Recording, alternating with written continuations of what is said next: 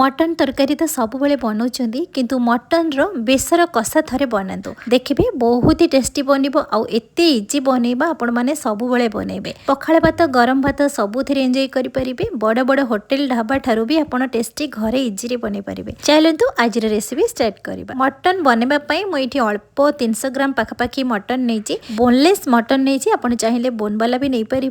एबे मटन को भलसे परिष्कार करके धोईकी एबे साइड रखा। मटन कषा बनवाई आम तार प्रथमे मसला बनवा। गोटे छोट ब्लेंडिंग जार गोटे चामच धला सरिष गोटे चामच कला सरिष गोटे चामच पोस्त ता सहित गोटे चामच धला खसा नवा हाफ चामच नवा जीरा। ये मु 9 कोला रसुण नहीं ता सहित गोटे कंचा लंका अल्प छोटिया अदा एथिरे आमे अल्प पानी देकी आमे ताकू भलसे गोटे पेस्ट बनवा। आपण जदि धला खसा नथिबो ताहले आपण चारु मगज मंजी मध्य गोटे चामच नहीं परिबे। एठी हमर मसला देखंतु बहुत बढ़िया से पेस्ट बनी जाइछि। एई मसला आमे 2 थर यूज करबा। एबे जो आमे मसला बाटी थिले से मसला बटारो गोटे चमच मटन रे ऐड करबा ता सहित स्वाद अनुसार लूण ऐड करबा अल्प किछि हळदी गुंड अल्प लंका गुंड एठी ऐड करबा ता सहित एठी मु नेइछि 2 चमच दही आपण फ्रेश दही नेबे। एठी गोटे चमच सोरिष तेल ऐड करबा। एथिरे मु गोटे टमाटो को काटिकी ऐड करिछि भल से एबे मटन को मिक्स करबा। एई भली भाबरे थरे बनेबे देखिबे बहुत ही टेस्टी बनिबो। दर्शक बंधु आज रेसिपी जदि आपण मानकु पसंद आसीबो बिंदुरोसेई चैनल को सब्सक्राइब करि नेबे। फेसबुक पेज रे जदि देखुथिबे फॉलो करिवे। एठी देखंतु मटन आमे भल से मिक्स कर देले एबे ताको साइड रखिबा। एबे आमे गोटे फ्राई पैन नबा सेथिरे मात्र 2 चम्मच सोरिष तेल ऐड करिबा अल्प जीरा टिके छुंको लगेइबा गोटे सुखिला लंका ता सहित छुंको लगेइबा गोटे छोटो पियाज को काटिकी एठी आमे ऐड करिसंती। पियाज को गोल्डन कलर हैला पर्यंत आमे ताको भाजिबा। तापर आमे जो बाटिकी रखिथिले सोरिष बटा मसला को सेथिरे ऐड करिबा। मसला धुआ पानी मु एठी गोटे कप ऐड करिछि। एबे सब जिंस को भल से मिक्स करिबा मसला को भल से कसिबा। 300 ग्राम मटन अनुसार मु जेतिकी क्वांटिटी रो मसला पियाज तेल नेइछि आपण जदि अधिक क्वांटिटी रे मटन को बनेबे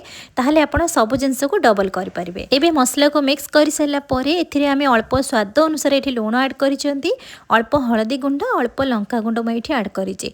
ध्यान रखिबे प्रथम रु आमे मटन रे लूण ऐड करथिले तो एबे आमे ग्रेवी अनुसार मसला जेतिकी आमे ऐड करिसंती से अनुसार मैं एठी स्वाद अनुसार अल्प लूण ऐड करिछि।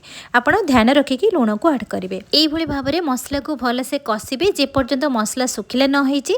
एठी मसला सुखिला हेई आसिलानी तो एठी आमे मटन को जो आमे मसला मिक्स करके रखिथिले मटन को एठी ऐड करबा। मटन को एमती धीरे धीरे मिक्स करके भल से कसिबे। मटन रु भी पानी छाड़ीबा स्टार्ट हे जिवो। एठी बिल्कुल भी पानी देबेनी तो मटन जे पर्यंत सुखिला न होईछि से पर्यंत आपण एमती ध्यान रखिकी मटन को कसुथिबे। गैस रो फ्लेम को ध्यान रखिकी मीडियम रे रखिथिबे। एठी देखंतु धीरे धीरे हमर मटन सुखिला ही आसिलानी। एबे आमे पानी ऐड करबा तो एठी आपण गरम पानी ऐड करिवे बिल्कुल ठंडा पानी ऐड करिवेनी।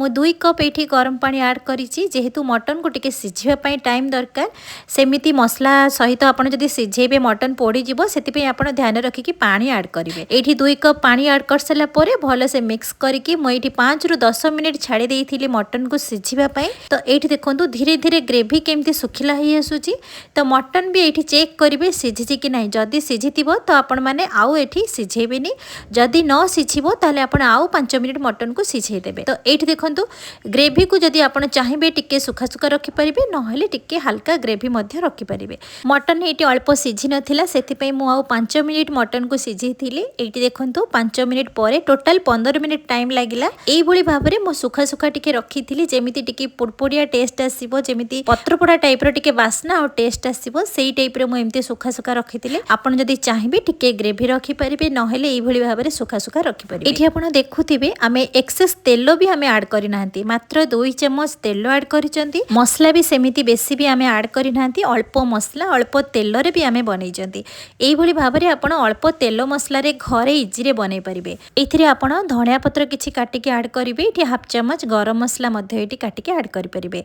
एबे सब जिंस को भल से मिक्स करिवे गैस रो फ्लेम को बंद कर देबे। एई भली भाबरे देखंतु परफेक्ट हमर पत्रपोड़ा टाइप रे एठी बनि जाईछि। तो मटन बेसर कषा एई भली भाबरे बनांतु तार गोटे टेस्ट बहुत बढ़िया आसीबो।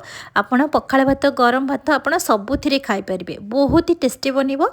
आपण थरे निश्चित ନିଶ୍ଚିତ ଭାବରେ ट्राए करंतु तार बास्ना जेमिति आसीबो आपण जेमिति पत्रपोड़ा बनैचंदी किंबा बाउंस नळी रे जेमिति मटन को बना जाए बड़ बड़ होटल रे आपण निश्चित भाବରେ खाइथिबे ठीक सेही भली बास्ना आसीबो आ सेही भली टेस्ट भी आसीबो। मटन रो गोटे रेसिपी खाई खाई जदि आपण बोर हो जाउथिबे ताहाले आपण एई भली भाବରେ ट्राए करंतु अल्प तेल मसला रे केमती आमे घरे ढाबा स्टाइल रे मटन बेसर कसा इजी रे आमे बनै परिबा। आपण थरे ट्राए करंतु देखिबे समस्त को पसंद आसीबा आ खाइबा को गोटे यूनिक टेस्ट आसीबो। मटन बेसर कसा जदि आपण मानको पसंद आसीथिबो यूट्यूब रे देखुथिले बिंदुरोसेई चैनल को सब्सक्राइब करिवे लाइक कमेंट करिवे फेसबुक पेज रे देखुथिले फॉलो आ लाइक करिवे। पुणी देखा हबो नुवा रेसिपी सहित से पर्यंत रहुची नमस्कार।